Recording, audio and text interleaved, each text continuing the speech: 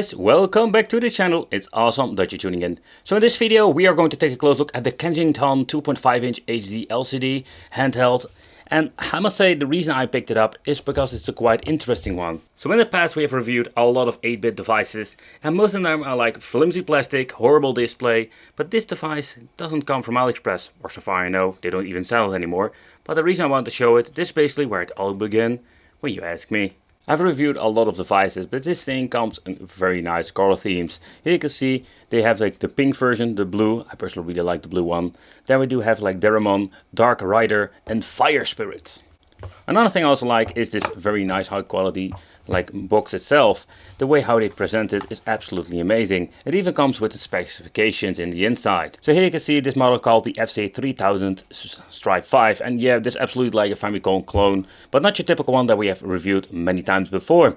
So here we do get the dimension, how much it weighs. It even comes with, like it says, like without batteries and cartridges, because this thing doesn't come with inbuilt-in lithium battery that we've seen many times before, and it has like a very nice high resolution 2.5-inch display. Okay, what are we going to get inside the box? So the handheld itself feels like a very nice quality product.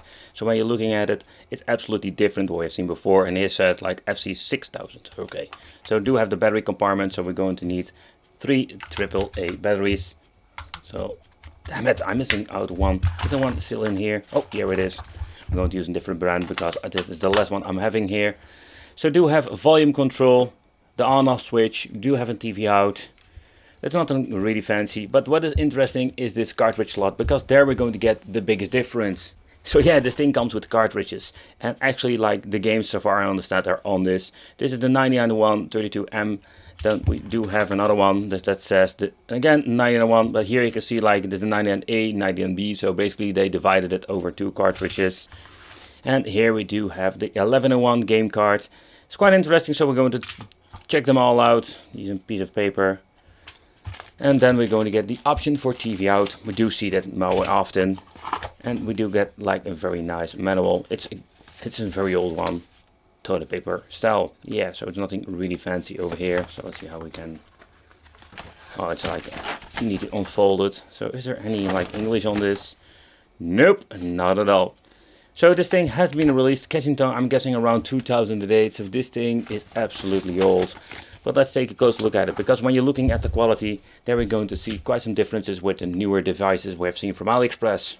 Okay, the one thing I personally don't like is the way you need to enter your freaking like cartridges. Like absolutely ridiculous. Like they're almost like impossible to get out and to put them in. Okay, let's see if I can. Oh, so that was quite difficult. Okay, so let's turn it on. Okay, so let's power it on with the first cartridge, the 1101. Okay, so the first thing I'm noticing, like the display is absolutely amazing. We do have some glare because of the front plastic.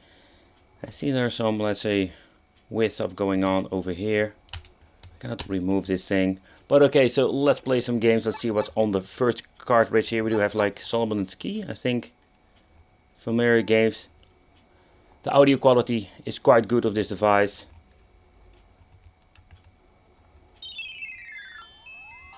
It's even better than your typical, let's say, devices. But again, like when you're looking at the display itself, this looks amazing. I can say this is absolutely unique, having like a cheap Famicom player.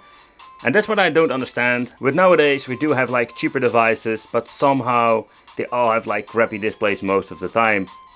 And you can see like there was a time they could make like these nice Famicom players that had some decent, let's say, audio and visual quality. So when it comes to the controls, we do get a normal D-pad. The D-pad, but also the buttons feel very comfortable.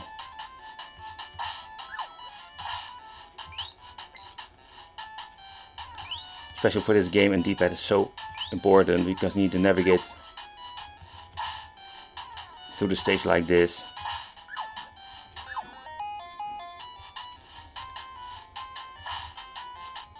I must say it's well quite sensitive.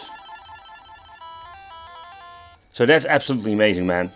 So there are a couple of games on the first cartridge, and you can see already like Popeye, stuff like that, Aladdin 3, Hyper Olympics, and Hyper Olympics is basically track and field.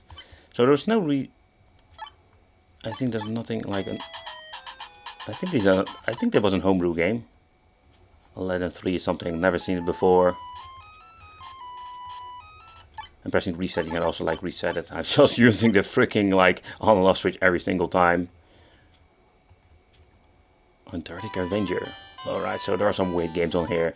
But let's take a close look at the second cartridge. See, that's what I mean. Like, try to get them out. Oh my man. So that's absolutely the biggest downside to this freaking handheld. Getting the cartridges in is going to be a challenge, but getting them out. Let's get myself some tools, because I don't want to destroy this thing, but what a nightmare it is. Before we going any further with playing some games, let's do a quick teardown. I already removed a couple of screws, and here you can see there was still one down here. So if you have the cartridge in, you cannot, absolutely not remove the freaking cover. So let's be very gentle. So the first thing I'm noticing with this device, that the way how they made it, like you can see like the technology back then was completely different than it is now. So to begin with, what I'm noticing, like just a quick thing, is like the wires they're using are just thicker and better quality. They did some very nice soldering, so everything has been made like way better than what you have seen with your typical devices now and then. So it's quite interesting to see. I don't know why this freaking cartridge is going to be so difficult to remove. So getting them in is going to be like a freaking challenge, but you can see like this is just an issue with the cartridge slot itself, because it slides in very difficult and there's not a lot of room like pulling them out. So over here we do get the ribbon cable that goes at the front of the LCD. Another thing I've noticing, like there are a lot of capacitors in here, and the way everything has been built is completely different. And there we can see like when it comes to a time area when certain technology was made, there we're going to get quite a lot of difference. So here you can see like it says here the FC6000, another like name. I don't know, there are some spots they didn't use, like for example the LCD over here. Don't know where it was for, but you can see like it's quite basically made. We do have one or two chips over here. It says WinBond. And I mean, wouldn't be surprised, it's like the storage chip for a certain firmware. But so far I know, like when you're booting them up without the cartridge in, it doesn't like boot up with a game built in, what we do have nowadays with these cheap China handhelds. Okay, so let's try the 9901 cartridge part number 1. So for people who didn't know, this is the Mario 3 they ripped off. But when you're looking at the menu, it looks very nice. But when you just press start, we're going to get ourselves the basic menu we've seen before. Let's see how we crank it up. So you can see like the audio doesn't go that super loud or super loud. It goes loud, let's put it that way. So Gradius was on the cartridge too, so I don't know what's the point of it. So we do have like a lot of familiar titles. So let's try a couple of them just for fun. One of the games I wanted to try is of course this Kung Fu game, simply because Spartan X, you need to have a good D-pad, and you can see it responsive. Oh crap.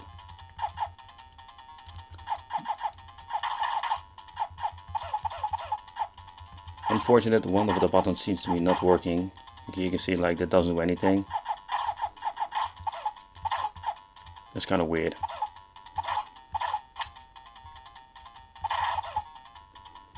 But again, like with the other game, the D-pad is quite sensitive as there.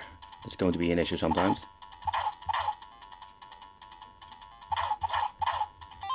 So when it comes to the gameplay, it's absolutely great. Like, so far I can see there is no double game, or... But the other thing I've also noticed, there were not like a lot of homebrew games because they were not released back in the day. So, so we do have another Kung Fu game. Let's see if it's a double game or is it just the Kung Fu. Nah, here Kung Fu. Alright, so that's the fact. Okay, so they have no double games whatsoever. Crap. Crap. Ah! Why does my button don't work? It really pisses me off, man. Come on, with your stupid stick. Ah, there's my kicking button.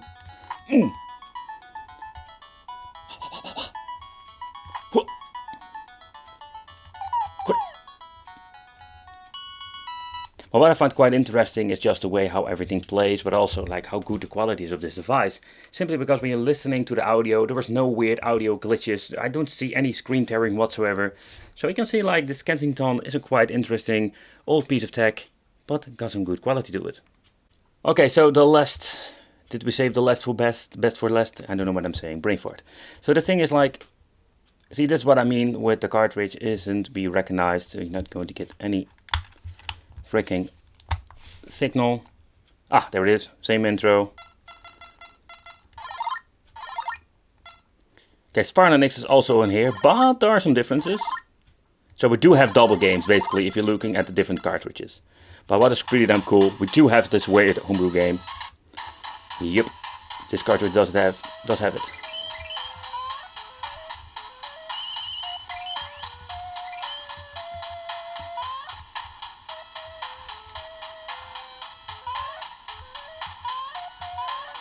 So it's pretty damn cool, man. But it's kind of weird, like we've divided everything over like 3 different cartridges. But yeah, there are still a couple of double games on it. And when you're looking at the Chinese knockoffs, I can already say like the quality of the TV out is so much better. Like where we have like a lot of interference or zooming sound. You do have like this zooming sound a little bit, but not really noticeable. And with the cheap Chinese version, you're like, oh man, it's like having a zooming bird into your handheld or your television in that case. So no, it seems to be like this button absolutely broken. It's a little bit of a bummer. Now you want to play some beat 'em ups, absolutely amazing D-pad, I love it. Ooh. Oh, okay, so let's try another game. Of course, I'm going to try the Sonic Homebrew game. Oh, this game looks so horrible on this. But yeah, the same thing is like with all the other games you play on this. It looks so much better. Seriously, like it's just standing on the freaking edge or what? Oh, I was happy I had some rings. Yeah, when it comes to the gameplay and the audio, it's same like playing it on the handheld. It's not bad at all. Okay guys, the reason I picked it up is very simple. This handheld is absolutely something different. Even, I know it's 8-bit, but this is like the stuff that we need. This is like the quality products that we just had back in the day, but we don't have it nowadays. The cartridge system is absolutely horrible and some of the games are barely getting it out. Like I found some method, but it's absolutely ridiculous. The handheld quality is pretty damn good. Beautiful display, good D-pad, nice buttons, or one of them is not working anymore. Start, select, reset. It's just a really cool piece of technology. So basically when you can see, like when you're looking at the cheap ones nowadays, I don't know how much they sold it back in the day. I'm guessing it's going to be more expensive than, let's say, your typical, let's say, device from AliExpress, but still, like, the quality is so much better. Let me know what you think of this. Well, thank you for watching. Consider subscribing, hit that little bell, become one of the Wicked family, and it would be great to see you in the next video.